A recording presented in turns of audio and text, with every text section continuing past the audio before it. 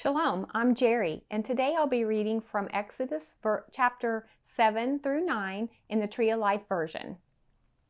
So Adonai said to Moses, "See, I have set you as God to Pharaoh, and Aaron your brother will be your prophet.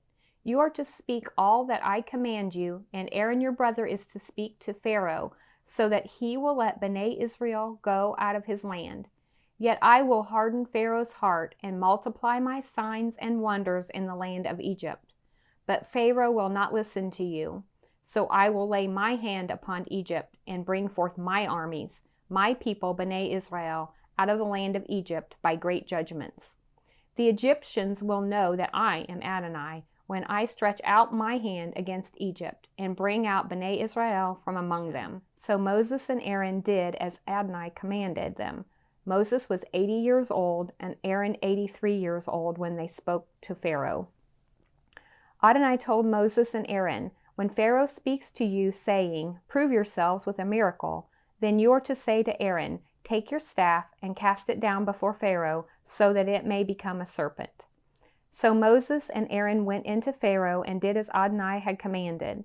Aaron threw down his staff before Pharaoh and before his servants, and it became a serpent. Then Pharaoh called for the wise men and the sorcerers, and they too, the magicians of Egypt, did the same with their secret arts. For each man threw down his staff, and they became serpents. But Aaron's staff swallowed up their staffs. Yet Pharaoh's heart was hardened, so he did not listen to them, just as Adonai had said.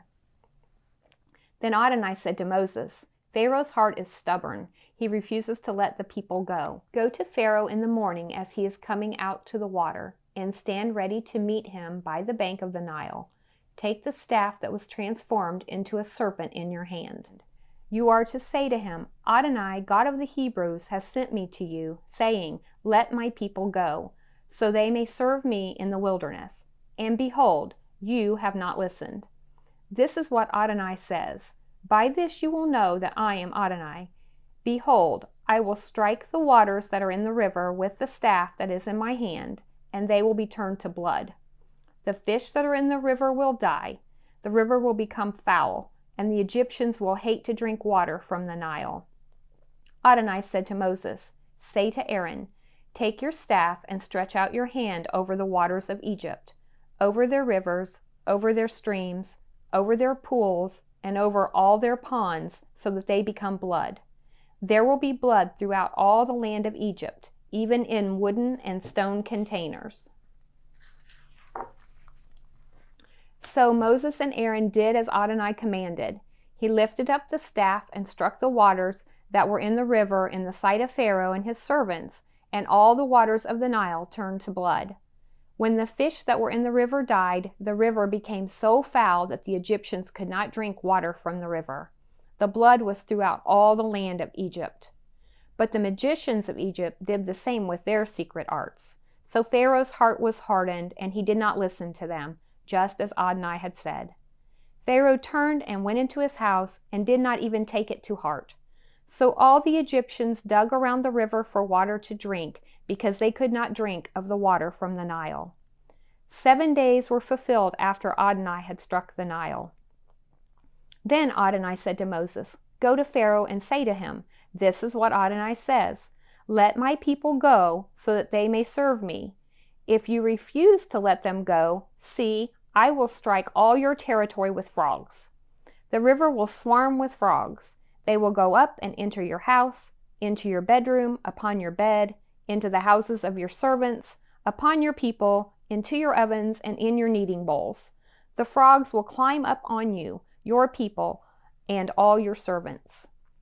Then Adonai told Moses, "Say to Aaron, stretch out your hand with your staff over the rivers, canals, and pools, and cause frogs to come up over the land of Egypt."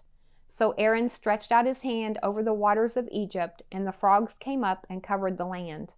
But the magicians did the same with their secret arts, and brought up frogs over the land of Egypt.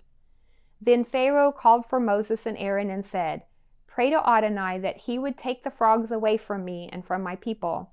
Then I will let the people go, so they may sacrifice to Adonai." Moses answered Pharaoh, "Boast about me after I pray for you. When am I to pray for you, your servants and your people, that the frogs will be cut off from you and your houses and remain only in the Nile?" "Tomorrow," he said. So he said, "Let it happen according to your word, so that you may know that there is none like Adonai our God. The frogs will depart from you, from your houses, from your servants, and from your people. They will remain only in the Nile." After Moses and Aaron went out from Pharaoh, Moses cried out to Adonai concerning the frogs, which he had brought upon Pharaoh. So Adonai acted according to the word of Moses, and the frogs died out in the houses, the courts, and the fields. They piled them together in large heaps, and the land stank. But when Pharaoh saw that there was relief, he hardened his heart and did not listen to them, just as Adonai had said. So Adonai said to Moses, "Tell Aaron, stretch out your staff and strike the dust of the earth, and it will become gnats throughout all the land of Egypt." So they did. When Aaron stretched out his hand with his staff and struck the dust of the earth, there were gnats on men and animals. All the dust of the earth became gnats throughout all the land of Egypt. When the magicians attempted the same with their secret arts to bring forth gnats, they could not. There were gnats on men and animals. So the magicians said to Pharaoh, "This is the finger of God." But Pharaoh's heart was hardened, and he did not listen to them, just as Adonai had said. Then Adonai said to Moses, "Rise up early in the morning and stand before Pharaoh. As he comes to the water, say to him, 'This is what Adonai says, let my people go, that they may serve me. Or else, if you do not let my people go, I will send the swarm of flies on you and on your servants, on your people, and into your houses. The houses of the Egyptians will be full of the swarm of flies, including the ground that they stand on. But on that day I will set apart the land of Goshen, where my people are dwelling, except no swarm of flies will be there, so that you may know that I, Adonai, am in the midst of the earth. I will make a distinction between my people and your people. By tomorrow this sign will happen." Adonai did just so. A massive swarm of flies went into the house of Pharaoh and into his servants' houses. All the land of Egypt was ruined because of the swarm of flies. So Pharaoh called for Moses and for Aaron and said, "Go, sacrifice to your God in the land." But Moses said, "That would not be right, for the offerings we intend to sacrifice to Adonai our God are an abomination to the Egyptians. If we sacrifice what is an abomination to the Egyptians, wouldn't they stone us? We must walk a 3-day journey into the wilderness and sacrifice to Adonai our God, just as he tells us." Pharaoh said, "I will let you go, so that you may sacrifice to Adonai your God in the wilderness. Only you must not go very far away. Pray for me." So Moses said, "See, I am leaving you, and I will pray to Adonai that the swarm of flies will depart from Pharaoh, his servants, and from his people tomorrow. However, let Pharaoh no longer deal deceitfully by not letting the people go sacrifice to Adonai." Then Moses went out from Pharaoh and prayed to Adonai. Adonai acted according to the word of Moses and removed the swarm of flies from Pharaoh, from his servants, and from his people. Nothing remained, but Pharaoh hardened his heart this time also and did not let the people go. Then Adonai said to Moses, "Go in to Pharaoh and tell him, 'This is what Adonai, the God of the Hebrews, says. Let my people go, so that they may serve me. For if you refuse to let them go and hold them still, behold, the hand of Adonai will fall upon your livestock that are in the field, on the horses, donkeys, camels, herds, and flocks. There will be a crushing plague. But Adonai will make a distinction between the cattle of Israel and the cattle of Egypt, and nothing will die that belongs to Bnei Israel." Also, Adonai set a specific time, saying, "Tomorrow Adonai will do this thing in the land." Then the next day Adonai did the deed. All the cattle of Egypt died, yet the cattle of Bnei Israel not one died. When Pharaoh inquired, there was not so much as one of the cattle of Bnei Israel dead. But the heart of Pharaoh was stubborn, and he did not let the people go. Then Adonai said to Moses and Aaron, "Take handfuls of soot from the furnace, and have Moses throw it heavenward in the sight of Pharaoh. It will become fine dust over all the land of Egypt and will become boils erupting with sores on both men and animals throughout all the land." So they took soot from the furnace and stood before Pharaoh. When Moses threw it heavenward, it became boils erupting with sores on both men and animals.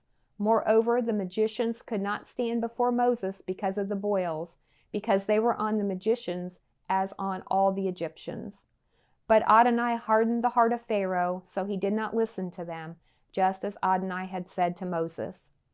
Then Adonai said to Moses, "Rise up early in the morning, stand before Pharaoh and say to him, 'This is what Adonai, the God of the Hebrews, says. Let my people go so they may serve me. For this time I will send all my plagues to your heart and on your servants and your people, so that you may know that there is none like me in all the earth.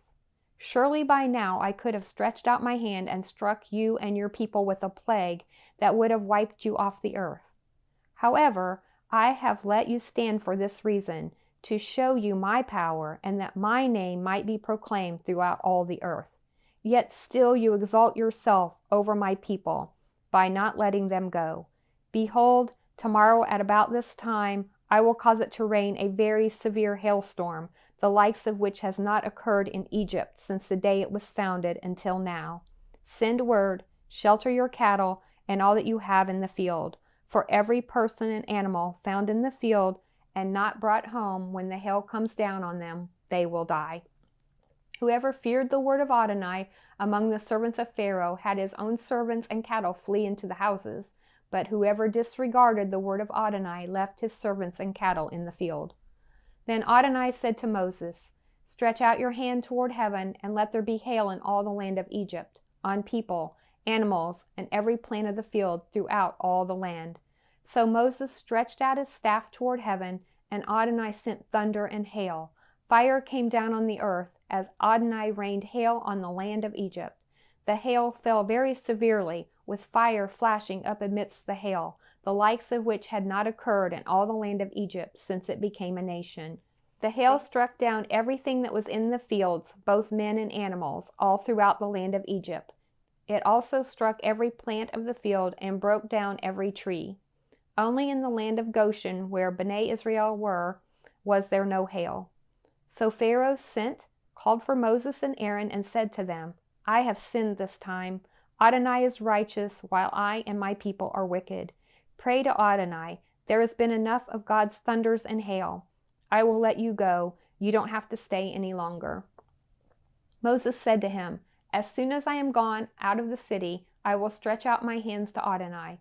The thunder will cease, and there will be no more hail, so you may know that the earth is Adonai's. But as for you and your servants, I know that you do not yet fear Adonai Elohim." The flax and the barley were destroyed, because the barley was in the ear and the flax was in bloom. But the wheat and the spelt were not destroyed, because they ripened later. Moses went out of the city, away from Pharaoh, and stretched out his hands to Adonai. Then the thunder and hail ceased, and rain no longer poured down on the earth. But when Pharaoh saw that the rain, the hail, and the thunder had ceased, he increased his sin and hardened his heart, both he and his servants. So Pharaoh's heart was hardened, and he did not let Bnei Israel go, just as Adonai had said by Moses' hand.